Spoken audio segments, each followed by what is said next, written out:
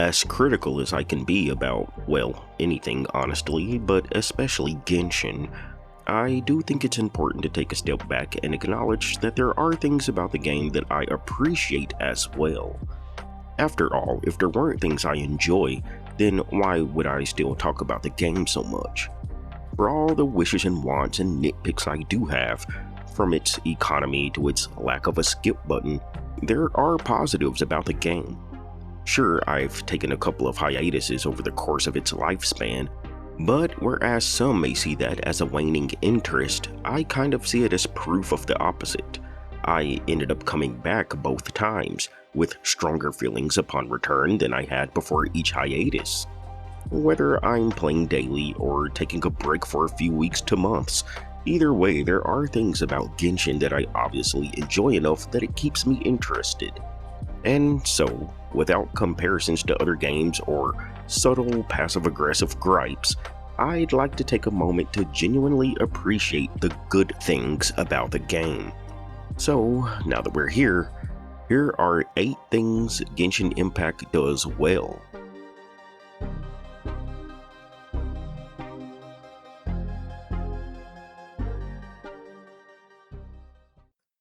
Starting off at number 1 is the gameplay. As a video game, gameplay is kind of an important deal. And luckily, Genshin's gameplay is very enjoyable.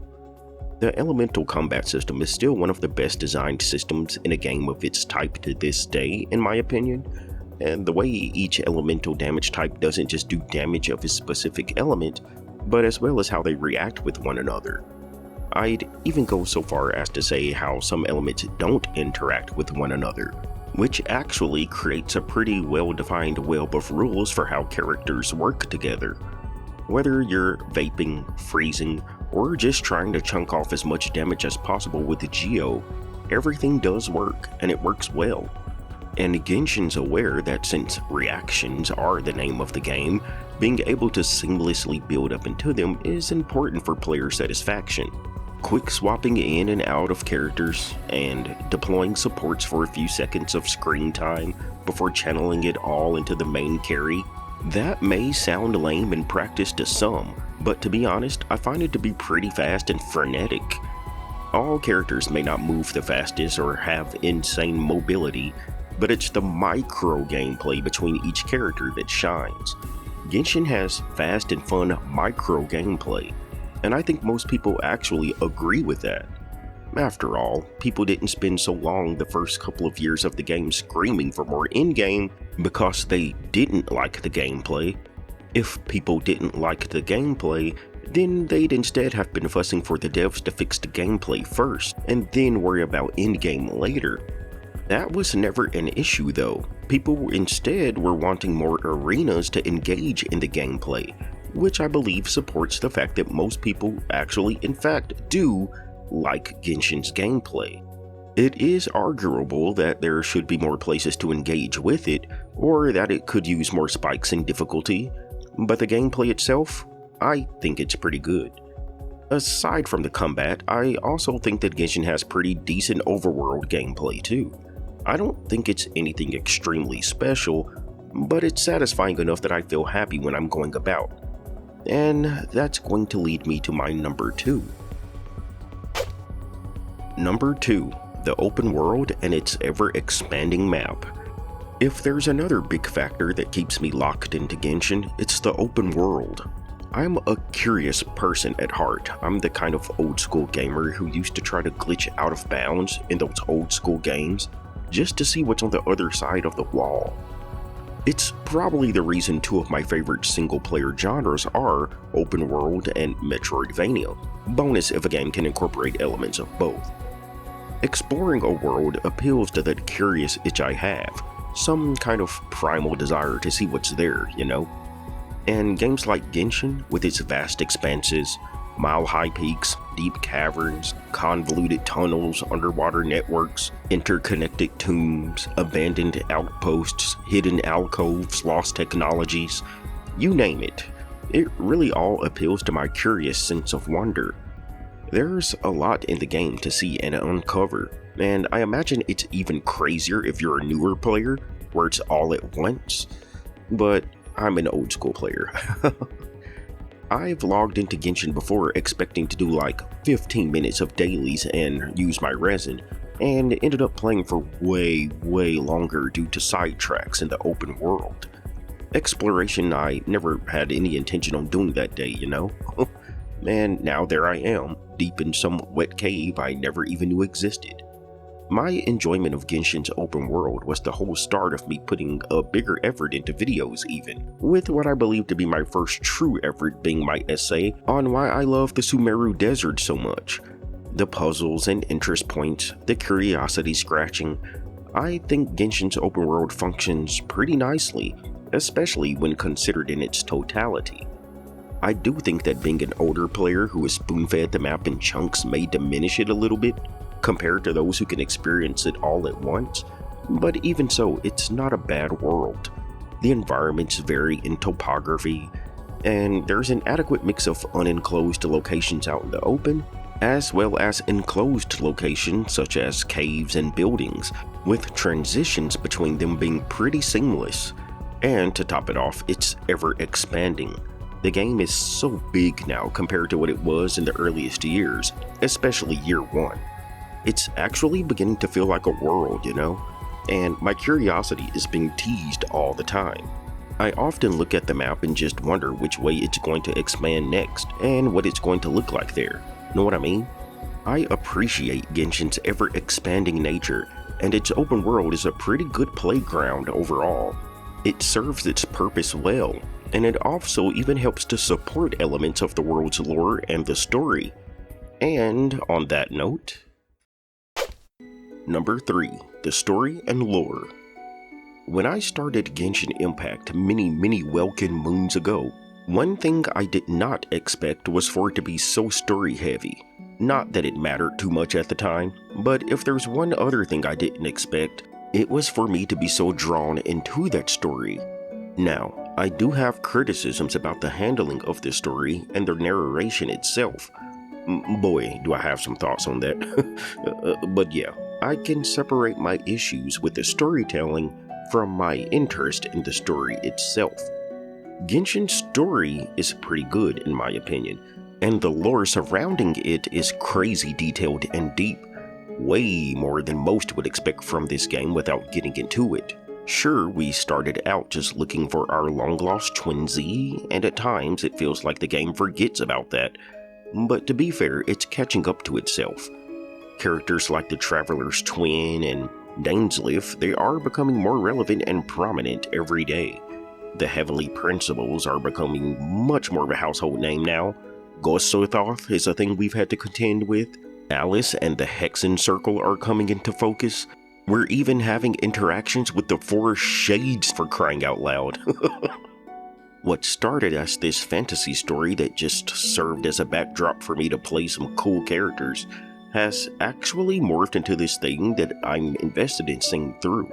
Just like my curiosity involving seeing how the world expands, I want to know how the story progresses as well. There are so many questions about where things are headed, and at this point, how could I not want to know? It's an epic story of deities, conflict, and divine punishments, and I think Genshin has done a pretty good job lately of making sure players understand that they and their twin do in fact have some relevance to the overall lore and story. I think that was part of players' initial complaints on the story direction for the first couple of years of the game. Yeah, kind of like, well, sure, we can help these nations in crisis, but where's our twin? That was our original objective. Why is that not the story's top focus? We're to the point now to where it should be understood that everything is intertwined to the point that our personal objective as the traveler cannot be separated from what's going on in Teyvat. The world's story is our twin story, and it's all so much deeper than just the superficial top-level objective. In fact, there's almost an argument to be made that it's so deep at this point that it's hard to piece everything together. But that's something that can be visited in some other video. Number 4. The visuals. Part of any good presentation package is the visuals.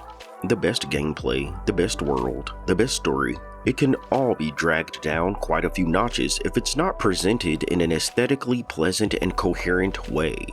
Good for Genshin though, it does deliver on the visuals. It's a pleasing game to look at. It has a saturated, colorful vibe, and along with the cel-shaded art style of the characters, the game has an overall cartoony anime aesthetic going for it, but not in any negative way in my opinion. The game does have its fair share of lightheartedness after all, and plenty of comedic interactions and moments to counterbalance its more serious pieces of lore and deceptively tragic stories. The art style doesn't feel out of place at all. It kind of feels just right for the amount of smiles, laughs, frowns, and eye-popping moments we experience as we go along. The vistas are some of the prettiest in a game of this kind as well. Teyvat is a really pretty world, and the devs do a fantastic job of creating different environments and biomes. Underground lava passages are just as convincing as the highest snowy peaks, all while being decidedly cartoony. The forests and jungles are convincingly so as well. So are the desert landscapes as well as the underwater locations. But it's not just about the landscapes, it's also the distinctions made between different regions regardless, and even the distinctions within those regions. Liyue's rocky landscape and Chinese cultural influences are visually apparent from the moment you step foot in the nation. But even within Liyue, areas like the Chasm, and subregions like the jade-tinted Chenyu Vale, they are distinctly different from the rest of Liyue proper. Sumeru's deserts are obviously distinct from its jungles, and yet even its desert has subtly distinct differences in its main three divisions. Fontaine does extremely well playing above water and underwater. And though Natlan is a nation of tribes, each tribe has their own visual aesthetic as well. Beyond that, the visuals heavily support concepts beyond the player's control. Serai Island's imposing nature, or the desolation of Ochkanatlan, the Cinder City.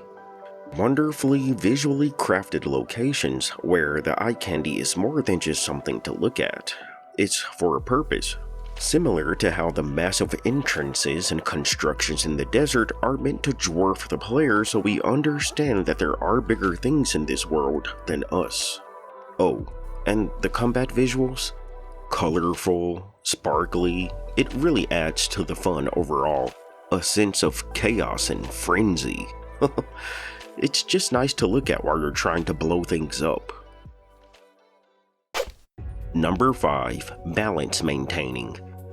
Yeah, speaking of blowing stuff up, Genshin does a pretty good job of making sure it stays generally accessible and playable for everyone. Now, that's not saying the game doesn't have power creep. No, that's just straight up a capping lie. But it generally allows older characters to at least compete to get the job done at a base minimum. Maybe not as efficiently as newer characters, but you can certainly pull out your favorite characters and make them work no matter who they are. I've 36 starred the Abyss as recently as within the past year, using my Constellation 6 Noelle as the carry. My C1 Ganyu, a year 1 character, was instrumental in me 36 starring another recent Abyss, and I think that's cool. Genshin maintains an adequate level of balance. There are some characters who are simply above others, but that doesn't mean that the rest aren't still good. Rarely have I gone into Abyss, failed, and felt like me not having a particular character is the reason why. It certainly would have helped, looking at you, Novelette, but I've always come close enough for me to conclude that if I just invested a little more into my characters, I could have done it regardless. I can't tell you the last time there's been a genuinely bad release in the game. Maybe except for Siegewin. We don't talk about Siegewin, but aside from Siegewin, the rest of the releases have been pretty much straight solid, especially the 5 stars. At best, a character is busted, but at worst, they're still pretty good. That's good for a game like Genshin. If you really like a character, you can confidently pull on them and feel they're going to have some kind of positive use case. Now, the use case might not align with what you like, so there's that consideration, For instance, if you really like Emily, but you hate playing Dendro and especially hate playing Burning, then she still may not be a good fit for you. But that doesn't mean Emily herself isn't a strong character if the use case applies. It's just unfortunate that her best use cases aren't those that align with your tastes. Heck, I'd even go so far as to say that's true for characters like Siegewing. She does have use cases in which she can shine. That's positive. The Spiral Abyss has gotten harder over time for sure though. Let's not pretend it hasn't. And now we have Imaginarium Theater to contend with on top of it, adding a whole new layer of character requirements. Now, I think it's fair to say that Imaginarium Theater has never really been the most loved game mode overall, but I'm not one of the ones who have ever complained about it. And that's because Imaginarium Theater further enhances character relevancy. The Spiral Abyss isn't the only endgame mode in the game anymore, and modes like Imaginarium Theater are what I like to call balance through inclusion. They thought of a way to make every character on your account count. Doesn't matter if they're the best character, doesn't matter if they're the strongest or the most meta for the current day. Characters you've had benched for years suddenly come out swinging with a purpose. And I think that's something that goes over a lot of people's heads. And that's what I mean when I say balance through inclusion. The most unexpected characters can be the make or break when it comes to Imaginarium Theater.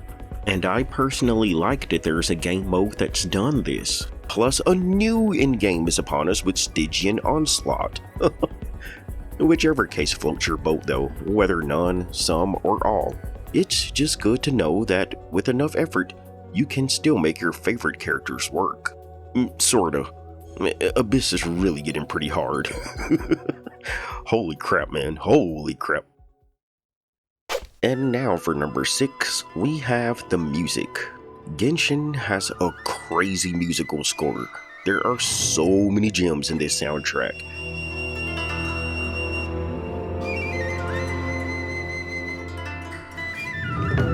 And now that we're like 5 years in, the library is just insane, dude. The range of styles presented and the emotions evoked, it's nothing short of phenomenal.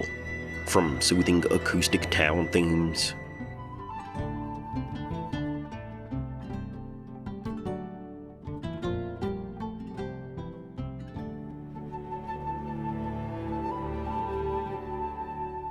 to hyper battle themes,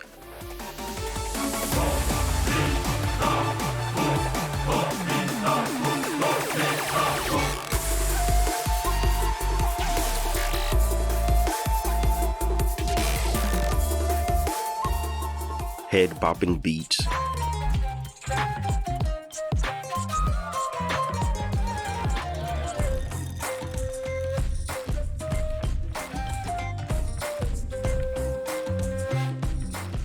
and all manner of music in between. Genshin captures every mood there is, every color of the rainbow, and presents it in the best of ways. I have literally had to stop what I'm doing in-game just to let some music tracks play, because I didn't want to disturb it.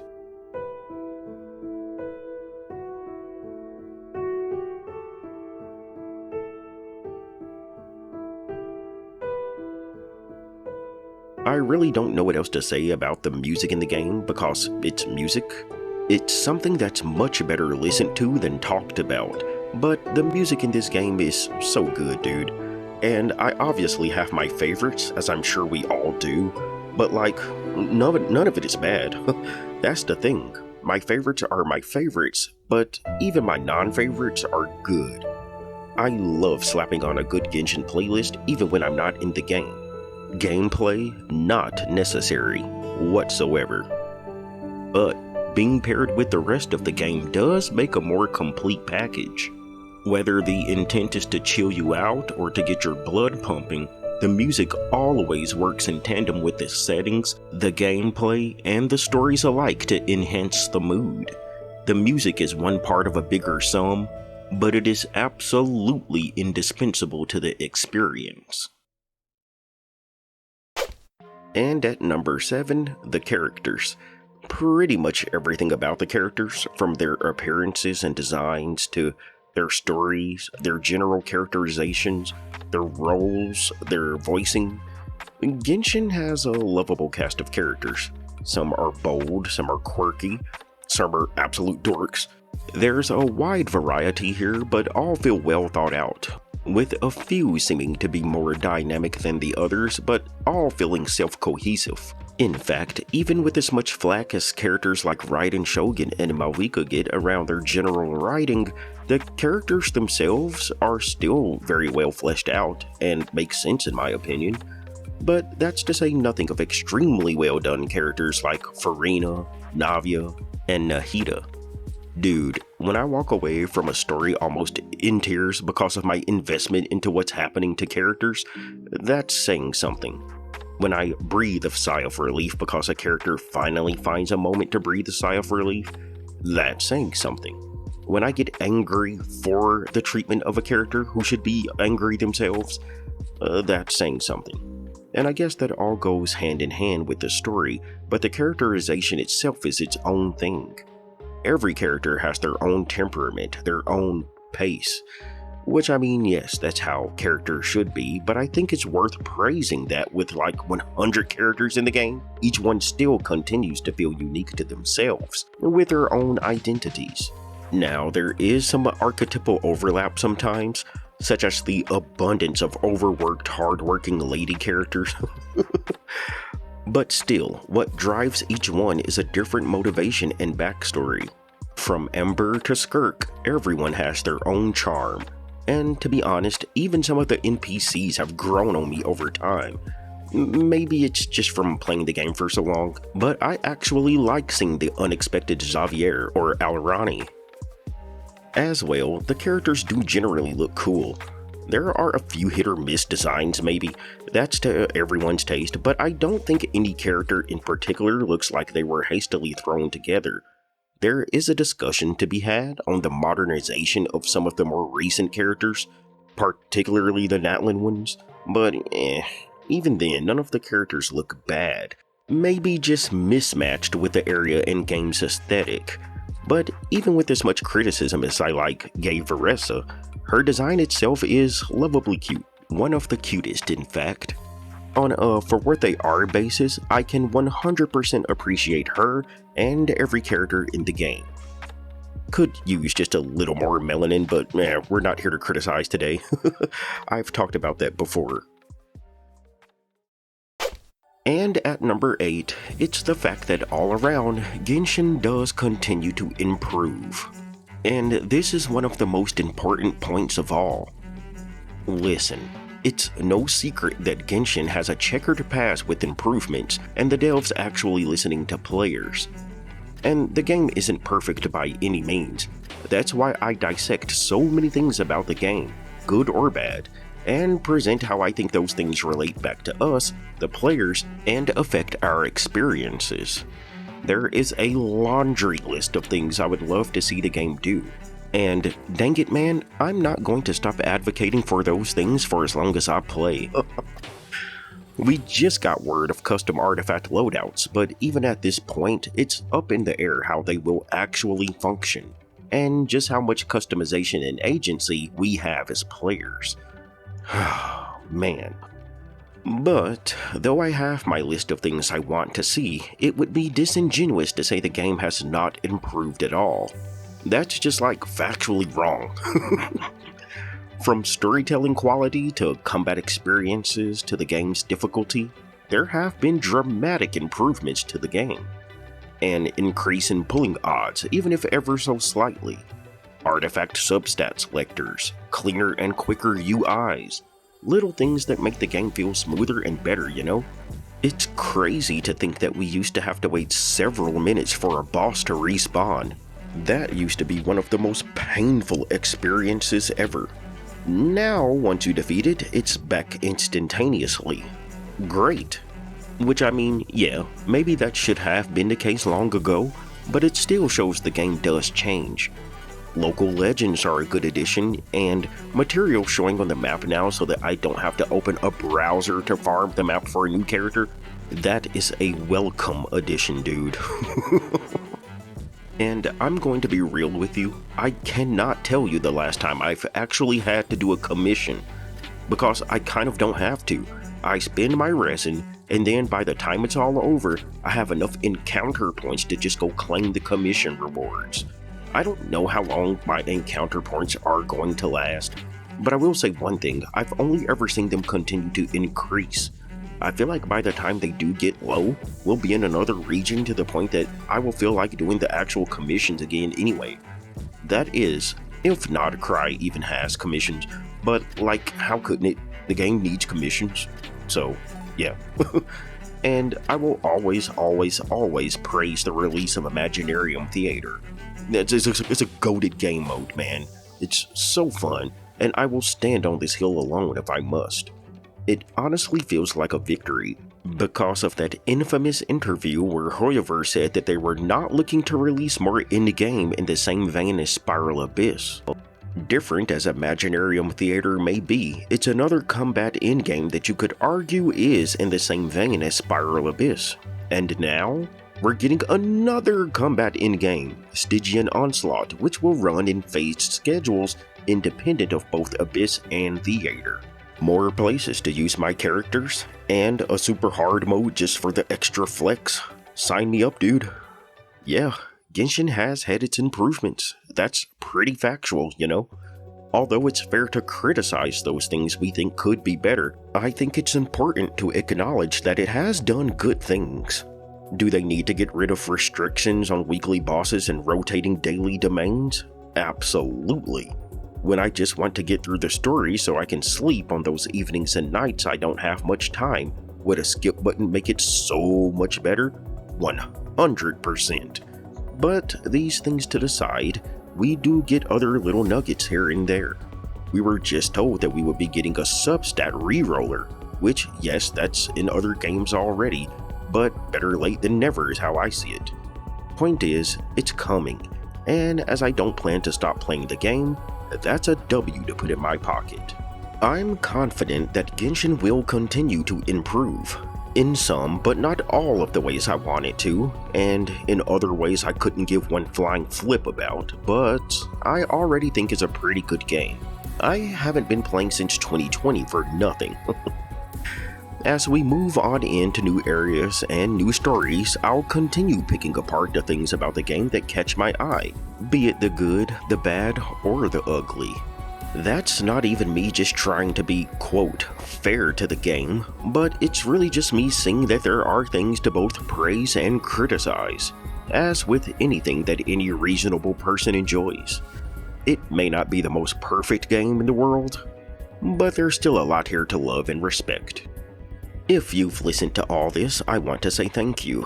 I hope everyone has a great day, and remember, enjoy the game if you're going to play it. Whatever, I'm not going to tell anyone what to do. These are just the thoughts of one man. I don't speak for everyone, I can only speak for myself. But yeah, speaking for myself, I'm out of here now. Peace.